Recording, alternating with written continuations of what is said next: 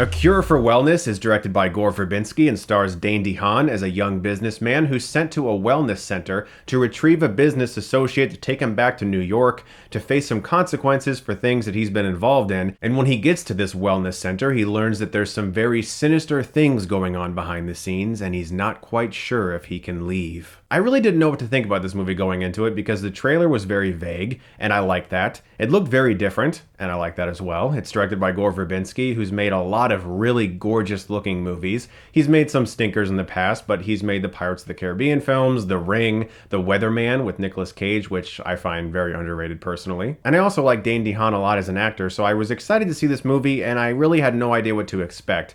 And leaving the film, I am kind of blown away, actually, for a number of reasons. This is not like a masterpiece or anything, but there is definitely something to discuss, and there's something to ponder and think about when it comes to this movie, and I've been thinking about it quite a bit, actually, and I think this movie's kind of special. A Cure for Wellness is a very odd movie, a movie that will most certainly make audiences cringe, and a lot of people will probably leave the theater hating this movie because it is so different and so off-kilter from pretty much every other film that's out nowadays.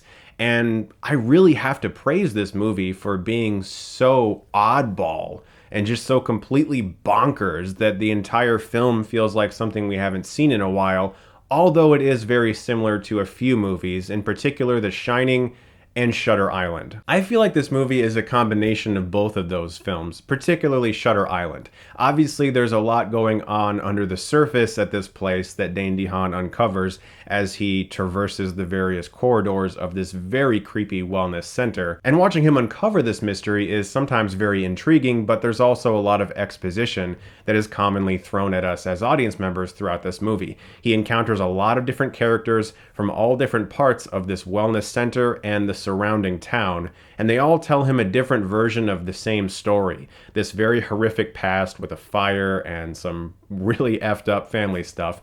And you start to piece things together as the film goes along, but there is a very maddening quality to this film that for some will actually anger them, but for me it was like a good maddening where you just wanted answers. You really wanted the film to let you in on its secrets, and it doesn't for a very long time. This is going to bother quite a bit of people, and clearly it's bothered quite a bit of critics as well, because the reviews for this movie aren't the greatest. This is something that confuses me, to be honest. There's something about modern film criticism that I just don't quite understand. Critics are constantly begging filmmakers to make movies that are original. They're always talking about superhero fatigue or action movie fatigue or the same boring, dull, bland comedies over and over again. Give us more original films, Hollywood, angry typing. And then we get one and they trash it. I don't really get that. This is a film that requires thought. It's a film that is incredibly weird. And I have to give the studio and Gore Verbinski and the screenwriter a lot of praise for cooking this story up. Yes, it has elements of things we've seen before. It's not entirely original. There are plenty of weird, institutionalized, crazy doctor movies, but there's just something so beautiful about the way he helmed this film. Every shot is immaculate. I mean, the framing is almost perfect. The editing is astoundingly good. Between this film and Split, we've already had two amazing looking movies this year.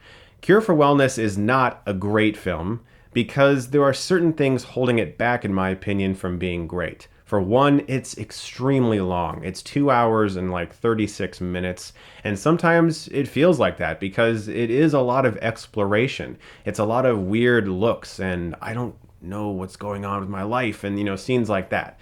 And so it does kind of drag. Also, I can see why anyone would hate this movie because it gets so weird and strange and just incredibly insane towards the third act that I kind of respected it, but I can see other people being like, this is just dumb and silly and over the top, and I liked it until this happened. I don't know. I just kind of appreciated the fact that this movie had the balls to go as different as it did, and it gave me something to think about. It gave me a movie that wasn't just the same old in the middle of this January, February season. Dane Dehaan is excellent in this movie. It's a very good performance. Jason Isaacs as an incredibly creepy doctor is also very, very good. As I already stated, the directing and editing is amazing. Like, really good. This is a fantastic looking and sounding movie. The sound design. There are so many sequences where he is on these crutches going through these very quiet, empty hallways. And just the sounds of the crutches,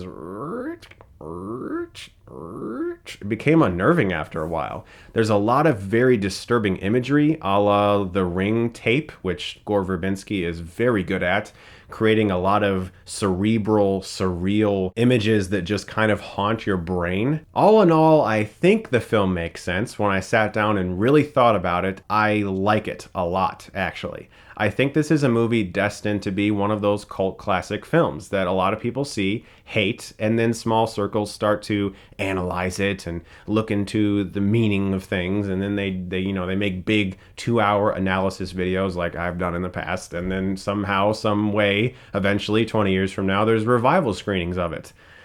I think this movie's kind of special, and I think critics are missing the boat on this one. It's weird, it's different, it's strange, it requires a lot of thought, which is something that modern audience members, and unfortunately some critics, don't like anymore.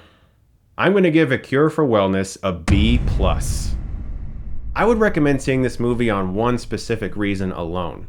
It's an original movie. It's not a sequel, it's not a reboot, it's not a prequel, it's not a remake, it's not a retelling, it's not an adaptation, it's not a requel boot. It's just a movie that was made up and they put it in theaters. And it's so weird and different and long, and they put it in theaters. So go see it. Go support original films. Guys, thank you so much as always for watching. And if you like this, you can click right here and get Stuckmanized.